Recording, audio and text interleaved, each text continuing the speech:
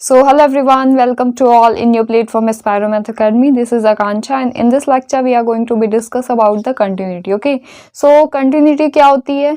Continuity that means कि कोई graph है जो कि यहाँ पे आपका कंटिन्यूस ग्राफ है. That means ये ग्राफ कहीं पे भी ब्रेक नहीं हुआ है. ओके, जैसे हमको कहीं कोई भी क्वेश्चन होती है x equals to 2y, okay, and 2y plus 1, and यहाँ पे जो एक्स वाई का जो भी ग्राफ बनेगा तो वो जो भी x की वैल्यूज होंगी एंड y की वैल्यूज होती हैं तो उन पे ग्राफ बनेगा. तो जो हमारा ग्राफ बनता है तो वो हमारा कंटिन्यूस होना चाहिए, कंटिन्यूस होना चाहिए.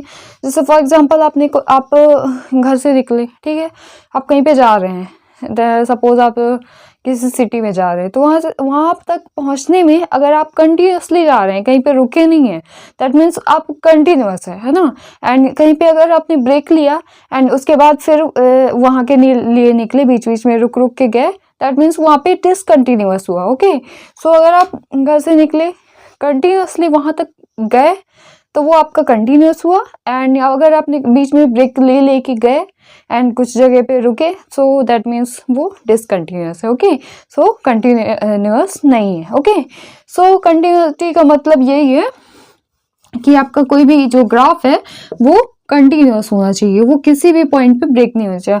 दैट मीन्स अगर जैसे यहाँ पे ये कुछ पॉइंट्स हुए, यहाँ पे 0 है, यहाँ 1 है, यहाँ 2 है, एंड यहाँ पे 3 है, एंड यहाँ पे -1 है.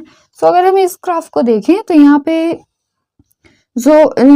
जो ग्राफ बन रहा है तो वो अगर जैसे कुछ यहाँ पे इस पॉइंट पे ब्रेक हुआ है, ओके, सो यहाँ पे थोड़ा सा अगर ब्रेक हुआ है एंड तो हम क्या कह सकते हैं कि ये ग्राफ पूरा डिसकंटिन्यूस है.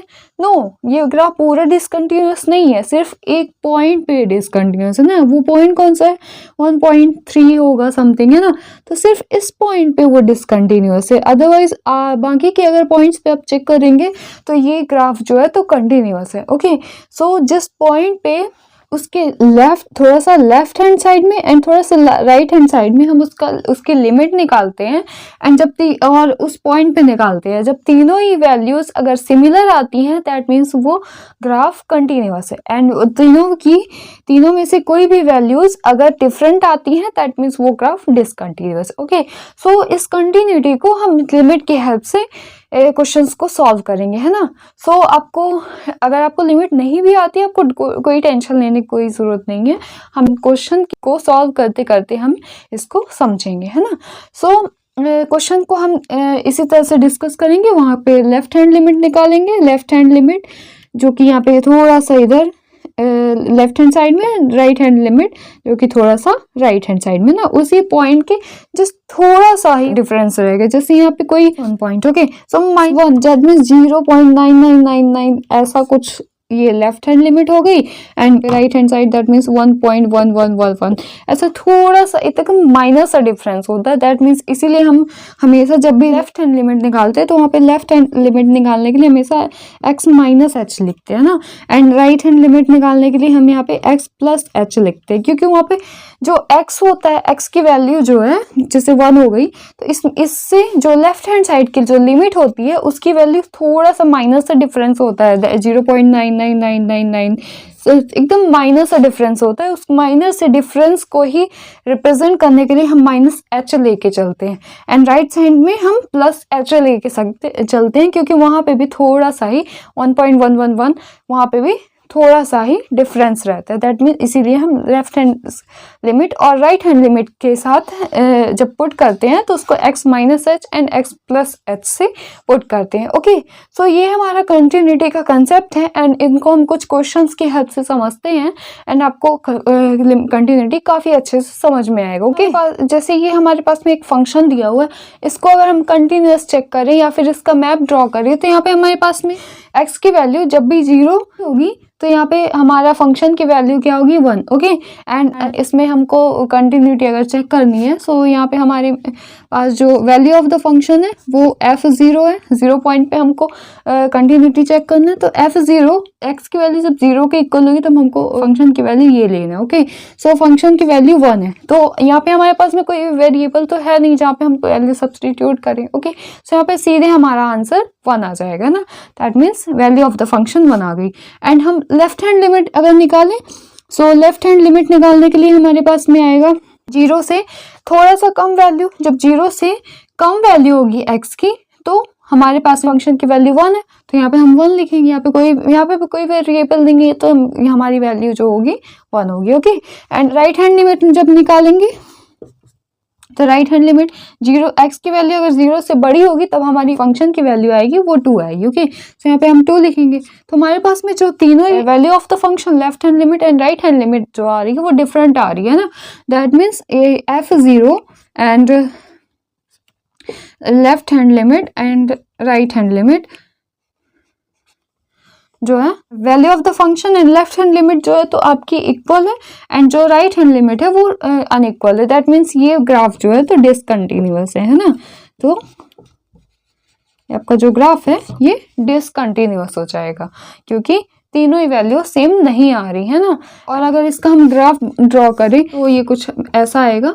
यहाँ पे 0 है, यहाँ 1 है, यहाँ 2 है, यहाँ 3 है, यहाँ 1, यहाँ 2 है ना, और इसी तरह से। तो हम जब लेफ्ट हैंड लिमिट निकाल रहे हैं तो हमारे फंक्शन की वैल्यू 1 आ रही है। That means left hand side से 1। सो यहाँ पे हमारे पास x की वैल्यू 1 आ रही है एंड y की वैल्यू 0 है ना। दैट मीन्स कुछ ये यहाँ पे ग्राफ बनेगा तो ये कुछ ऐसा जाएगा, यहाँ पे बनेगा। दैट मीन्स यहाँ पे आएगी वैल्यू क्या, 1 0 है ना। एंड यहाँ पे राइट हैंड लिमिट जो है तो यहाँ पे 2 आ रही है x की वैल्यू एंड y की वैल्यू 0। सो यहाँ पे कुछ ऐसा आएगा है ना, ग्राफ बनेगा। तो यहाँ पे वैल्यू आएगी क्या, 2 0। ओके, सो हमारे पास में जो ये वैल्यू आ रही है ये कंटिन्यूअस मैप है एंड यहाँ पे इसको हम थोड़ा सा ऐसा रिप्रेजेंट करेंगे। ओके, सो जहाँ पे भी हमारा ग्राफ कुछ ऐसा यहाँ पे ऐसा थोड़ा सा ऊपर अप्स एंड डाउन हो रहा है, दैट मीन्स ये डिसकंटिन्यूअस है। ओके, एंड यहाँ पे अगर हमारा ग्राफ सीधा जा रहा है दैट मीन्स ये कंटिन्यूअस है ना। सो कहीं पे भी जैसे हमारा ग्राफ है वो जहाँ पे भी वैल्यू चेंज कर रहा है ना, दैट मीन्स कहीं पे भी ब्रेक हो रहा है तो वो डिसकंटिन्यूअस है। एंड अगर कंटिन्यूअसली चल रहा है सो दैट मीन्स कंटिन्यूअस है ना। सो ये है हमारा कंटिन्यूटी का कंसेप्ट। ओके, सो अगर हम इस क्वेश्चन की हेल्प से कंटिन्यूटी के अच्छे से समझे, सो यहाँ पे कंटिन्यूटी का कंसेप्ट तो लग ही रहा है, साथ में ए और बी के बीच का रिलेशन फाइंड करना है। ओके, सो अगर हम कंटिन्यूटी का कंसेप्ट लगाएं और यहाँ पे हम पहले हम लेफ्ट हैंड लिमिट निकालते हैं। Left hand limit equals to limit x tends to 3 negative है ना, एंड यहाँ पे फंक्शन। तो हम यहाँ पे फंक्शन की वैल्यू पुट करेंगे तो 3 नेगेटिव, दैट मीन्स जब 3 से थोड़ा सा छोटी वैल्यू है ना, यानी यहाँ पे कोई ग्राफ है, यहाँ पे हमारा जो पॉइंट है 3 है ना, यहाँ पे 2, यहाँ पे 1, यहाँ पे 0। तो हम जो है तो इस ग्राफ को इस 3 पॉइंट पे चेक कर रहे हैं ना। जैसे हमारे पास में ये कोई ग्राफ है एंड हम 3 पॉइंट पे इस ग्राफ को चेक कर रहे हैं। तो वैल्यू ऑफ द फंक्शन क्या हुई 3, एंड यहाँ पे लेफ्ट हैंड साइड में हम चेक करेंगे लेफ्ट हैंड लिमिट लगा के, एंड राइट हैंड साइड में चेक करेंगे राइट हैंड लिमिट लगा के। तो जो हमारे 3 से थोड़ा सा कम वैल्यू के लिए हमारे पास में फंक्शन क्या दिया हुआ है ax + 1। सो तब के लिए हमारा फंक्शन ये है ना। तो हम इसको कुछ ऐसा लिखेंगे, limit x tends to 3 negative, and 3 negative को हम दैट मीन्स 3 - h है ना, हम x को 3 - h सब्सटीट्यूट करें क्योंकि x की वैल्यू से थोड़ा सा वैल्यू इसकी छोटी है ना। तो जो हमारी फंक्शन की वैल्यू उससे थोड़ा सा माइनस है, 2.99999 कुछ ऐसी वैल्यू इस पे है ना। इसीलिए हम यहाँ पे 3 - h लेके चलेंगे है ना। तो हमारे पास में यहाँ पे आएगा f(x) equals to limit x tends to what 3 - h है ना। 3 - h लिख देंगे हम 3 नेगेटिव की जगह पे, एंड यहाँ पे f(x) 3 से जब थोड़ा सा कम वैल्यू के लिए फंक्शन हमारे पास में ये है तो यहाँ पे हम लिखेंगे ax + 1 है ना। यहाँ पे हमने फंक्शन की वैल्यू सब्स्टिट्यूट कर दी, कब 3 से कम वैल्यू के लिए है ना। तो अगर इसको और सॉल्व करें तो हम यहाँ पे हम लिखेंगे लिमिट, ये x की जगह पे हम 3 - h सब्स्टिट्यूट कर देंगे तो हमारे पास में कुछ ऐसा आएगा h टेंस टू 0 है ना। इसके बाद हम जो लिमिट होगी h को हम 0 मान के चल रहे हैं कि ये नथिंग है, ये है ही नहीं जैसा है ना, हम 0 लेके चल रहे हैं कि ये नहीं है। एंड यहाँ पे हम x की जगह पे लिखेंगे a इंटू 3 - h है ना, x की जगह पे 3 - h एंड +1। यहाँ पे जब हम h की जगह पे 0 पुट करेंगे तो हमारे पास में कुछ ऐसा है 3a एंड h तो 0 हो जाएगा, तो ये 0 माइनस हो गया एंड +1 है ना। तो हमारे पास में जो लेफ्ट हैंड लिमिट आई हमारी कुछ ऐसी आई है ना, limit x tends to 3 negative है ना fx, हमारी जो लेफ्ट हैंड लिमिट है वो ये है। एंड हम इसी तरह से अगर राइट हैंड लिमिट निकालें तो हमारे पास में राइट हैंड लिमिट के लिए हमारे पास में जब 3x की वैल्यू अगर 3 से बड़ी होगी तब के लिए हमारे पास फंक्शन ये है। तो हम अगर राइट हैंड लिमिट निकालें RHL equals to limit x tends to 3 plus and यहाँ पे fx, तो हमारे पास में जब 3 से थोड़ा सा बड़ी वैल्यू अगर x की आएगी तब के लिए हमारे फंक्शन ये है। तो यहाँ पे हम लिखेंगे limit x tends to 3 positive fx and equal में यहाँ पे लिमिट, यहाँ पे x टेंड्स टू, हमने यहाँ पे 3 माइनस h लिया था लेफ्ट हैंड लिमिट निकालने के लिए, एंड यहाँ राइट हैंड लिमिट निकालने के लिए हम यहाँ पे 3 प्लस h लेंगे। यहाँ पे थोड़ा सा दैट मीन्स 3.11111 यहाँ पे थोड़ा सा 3 से बड़ी वैल्यू लेके चल रहे हैं ना, तो यहाँ पे हम लिखेंगे क्या 3 प्लस h है ना, थोड़ा सा बड़ी वैल्यू। एंड x की वैल्यू जब 3 से बड़ी होगी तो हमारे फंक्शन की वैल्यू ये है ना, तब के लिए हमारा ये फंक्शन, तो यहाँ पे हम लिखेंगे bx प्लस 3 है ना, ये हमारा फंक्शन हो गया है ना। एंड इसको हम अगर x की वैल्यू 3 प्लस h यहाँ पे सब्सटीट्यूट करें तो ये कुछ ऐसा आएगा लिमिट, यहाँ पे h की वैल्यू हम 0 लेके चलेंगे, h टेंड्स टू 0 है ना, दैट मीन्स ये है ही नहीं।